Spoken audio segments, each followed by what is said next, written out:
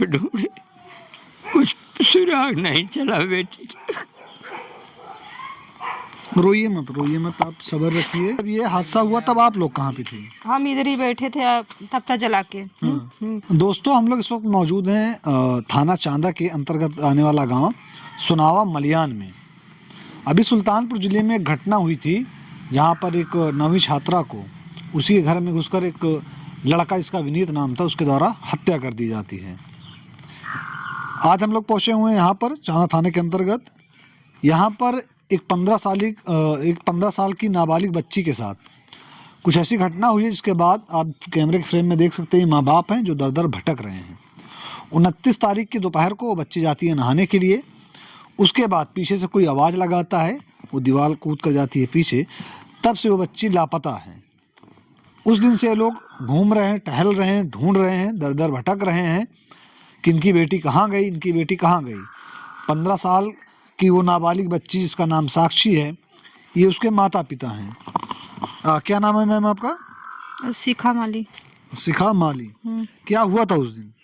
उस दिन हमारी लड़की 12:30 बजे नहाने के लिए गई थी। बात नहाने के वहाँ पीछे साइड में, तो वो क्या हुआ, 20-25 मिनट हो गया देर, तो हमने सोचा कि अभी हमारी लड़की नहा के आई नहीं। तो हम छोटी लड़की को बोले जाओ उसको बुला के लाओ, कितना देर नहाएगी। तो गई तो बोली मम्मी वो है ही नहीं है। तो हम उड़ के गए तो बोले कि देखे वहाँ ही नहीं, पानी भरा पड़ा था, कपड़ा उधर ही पड़ा था, साबुन सब वगैरह सब चीज़ उधर ही पड़ा था ना। मेरी लड़की ने मिली नहीं। किसी ने उधर से आवाज़ भी लगाया। वो छलांग लगा के गई। फिर से वापस नहीं आई वो। ये घटना 29 तारीख की दोपहर 12:30 या 12 बजे की है? 12:30 बजे की है। 29 तारीख। 29 तारीख को। उसके बाद से किसी का फ़ोन या कुछ भी नहीं आया। आप लोग कहाँ, यहाँ प्रॉपर यहीं पे रहते थे कि इससे पहले कहीं और रहते थे? नहीं, हम लोग बम्बई में रहते थे। 4 अगस्त को हम आए। हमारी लड़की को 12 नवंबर की शादी थी, उसी शादी में हम लोग आए थे। ये आपकी बेटी की उम्र क्या होगी जो गई है यहाँ से? वो उसका 22-23 साल का उम्र है। नहीं, जो यहाँ से साक्षी जिसका नाम है। साक्षी क्या 15 साल की उम्र है। 15 साल की उम्र है। अच्छा, साक्षी की पढ़ाई कहाँ होती थी, यहीं पे या फिर मुंबई में? नहीं, वो तो पढ़ाई मतलब करती नहीं थी। वो पढ़ाई 5 तक यही पढ़ती थी। और क्या है, वो पढ़ती थी, कोचिंग पढ़ रही थी। हम लोग का इतना बड़ा हैसियत नहीं था, हम लोग पढ़ा भी नहीं पाए थे वहाँ। किस चीज़ की कोचिंग कर रही थी वो? ही पढ़ाई की कोचिंग। किसकी? पढ़ाई के लिए 2 घंटे करती थी और फूल माला काम अपना करती थी। हाँ, घर में रहती थी माता के साथ। और ये वही शादी नहीं होती तो आते ही नहीं ये लोग, वहीं रहते हैं हर समय। अम्मा के साथ यहीं पड़े रहते हैं। मंदिर की देखभाल, अपना हार फूल का बिजनेस है जो करते रहते हैं। कहीं सूचना मिलती है आप लोग बुला लेते हो, माली बाबा आ जाओ, तो वहाँ पहुँच जाते हैं फूल माला लेकर। उसी में हम व्यस्त रहते हैं दिन भर, बच्चों खाने खिलाने के लिए।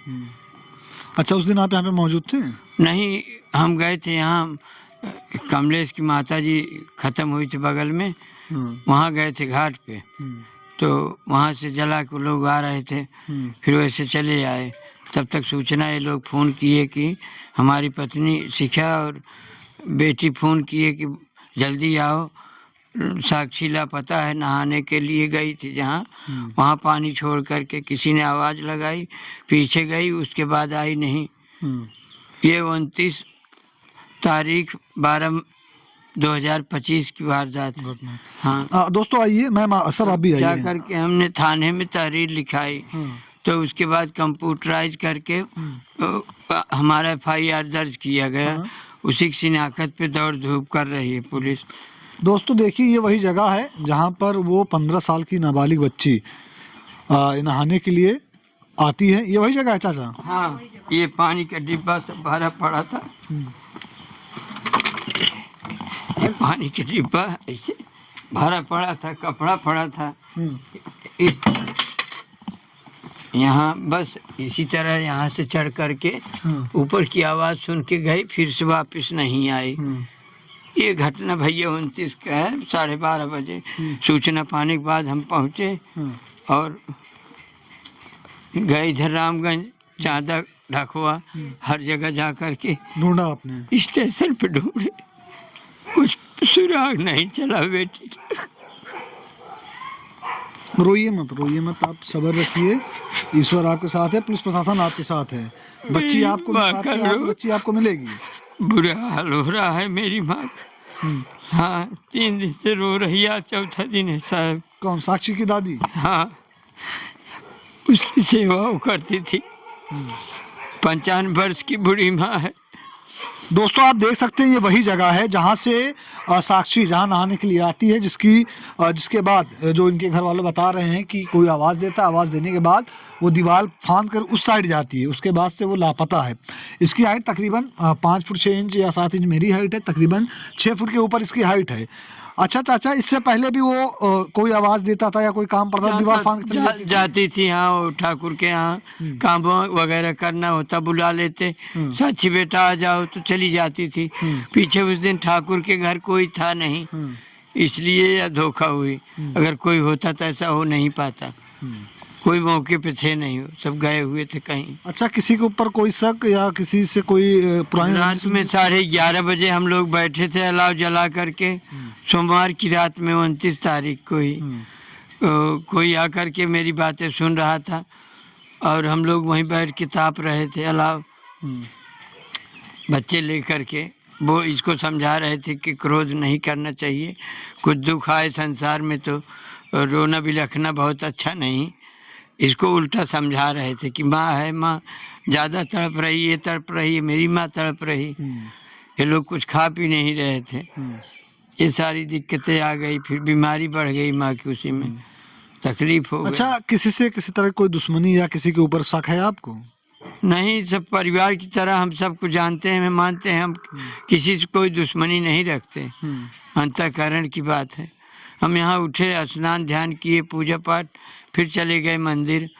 फिर मंदिर पे अपना फूल माला का बिजनेस है, वो आप सबके यहाँ पहुँचाना, और वहाँ बैठ कर के भी जो लोग भक्त आते हैं उनको दर्शन दिलवाना, ये सब काम करते हैं। 4 घंटे के बाद वर्क करके फिर आते हैं 1 बजे या 2 बजे तक, फिर माला वाला गूंजते हैं, फिर लेकर चले जाते हैं।